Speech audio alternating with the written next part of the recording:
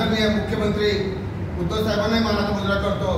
या ठिकाणी उपस्थित असलेले माझे सहकारी ज्यांनी आम्ही एकेका युवा विद्यार्थी सेनेमध्ये काम केले, दोघे आम्ही तालुका प्रमुख होतो। अत्यंत चांगलं काम त्यांचं होतं। राजाराव भानखेडे साहेब आपण बरोबर आपण होतो। अतिशय चांगलं काम त्यांच्या भागात त्यांनी केले आणि आजही जे समर्थपणे एक शिवसैनिक म्हणून सर्वसामान्य कार्यकर्त्याला न्याय देण्याची, ताकद देण्याची, संदेश देण्यासाठी, उद्धव साहेबांचा संदेश देण्यासाठी या ठिकाणी आपल्या गावावरती भानखेडे साहेब त्या ठिकाणी या महाराष्ट्रामध्ये ज्यावेळी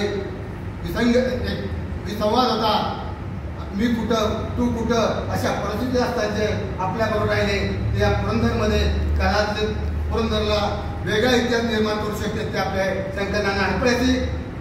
त्याबरोबरच या पुरंदरमध्ये त्या खांद्याला आमच्याबरोबर काम केले जुने तालुका प्रमुख आमचे रामभाऊ, उपतालुका प्रमुख माझे गायकवाडजी, माझे सहकारी जुने सहकारी, त्यांना जाणीवपूर्वक त्या जबाबदारी नको म्हणत जबाबदारी जेजूर शहराचे महेशजी स्वामी अत्यंत चांगलं काम आहे त्यांचं। त्यानंतर खऱ्या अर्थाने या पुरंदरमध्ये जर रणरागिणी कोणाला असेल तर या तालुक्यात रणरागिणी खऱ्या अर्थाने जर कोण जागृती करू शकत असेल, 3 संघटना असे राहिल्या की त्यामध्ये लोकांसाठी न्याय हक्कासाठी लढू शकतात, कुठेतरी क्रांती करू शकतात। एक महिला संघटन की ज्यांनी महिलांनी एखादी ताकदपणामध्ये आणलं तर परिवर्तन करू शकतील, तशी महिला संघटना त्या ठिकाणी आपल्या स्वतःहून महिला अध्यक्ष आलेले आहेत, हरपळेताई, त्याबरोबर आपल्या कामतेताई आलेले आहेत। आणि याबरोबरच पुरंदरला काहीतरी नवं स्वरूप द्यायचं, पुरंदरला काहीतरी वेगळी दिशा द्यायची।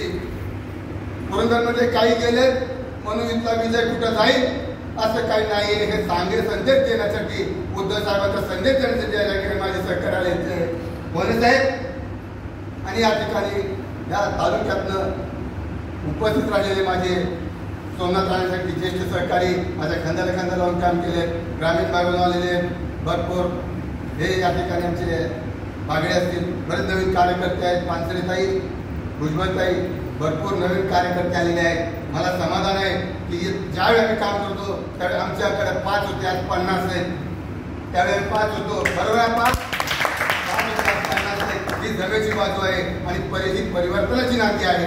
तिथले 5 किती लोकांची संख्या किती आहे, लोकांची संख्या किती यापेक्षा गुणवत्ता काय आहे, एक ह्याचा मावळा आहे की 200 500 मतदारावर परिवर्तन करू शकतो, हा मावळा या ठिकाणी बसलेला आहे।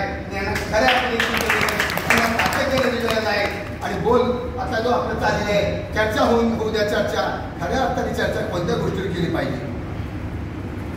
कोण गेले ह्याच्यावर चर्चा नाही आपली, कोण आले त्याच्यावर चर्चा नाहीये। तर महाराष्ट्राच्या जनतेला खऱ्या अर्थाने न्याय देण्याचं सरकार यापूर्वी होतं, ज्या काही बोलगेवड्यांनी आपण यापूर्वी काम केलं ते अतिशय चांगलं उद्धव साहेबांनी नेतृत्वात केलं।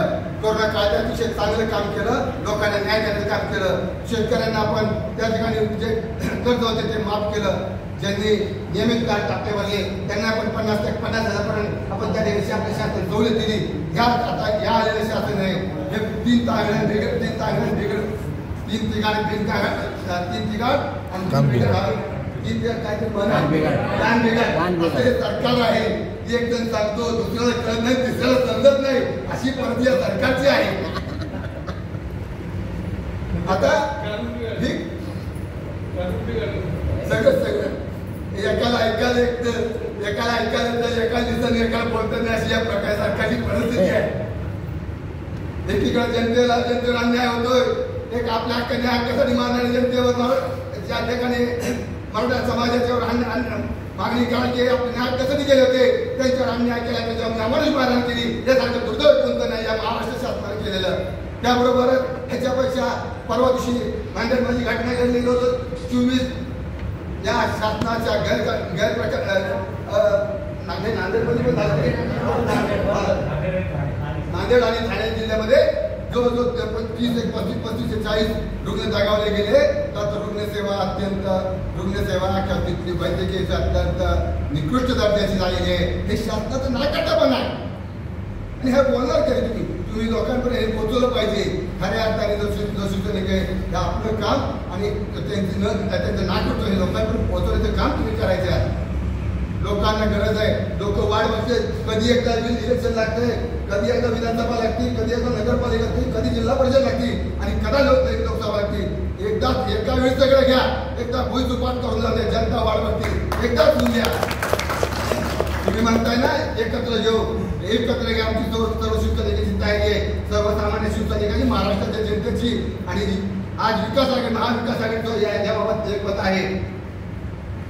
उमेदवार भविष्यामध्ये कुठला असेल, नगरपालिका असेल, जिल्हा परिषद असेल, पंचायत समिती असेल, आमदारकीला असेल, कुणी असेल, त्या ठिकाणी फक्त एकच विरोधक आहे, ज्यांनी आपल्यावर 25 वर्ष सत्ता केली, आपलं बोट धरून मोठे झाले, ज्यांनी आपल्या खांद्यावर आपलं बोट खांद्यावर बसले, तंगड्यावर केलं, त्यांना तंगड्यावर डोक्यावर नोंदणी पाडण्याचं काम फक्त या आगामी काळामध्ये करायचं.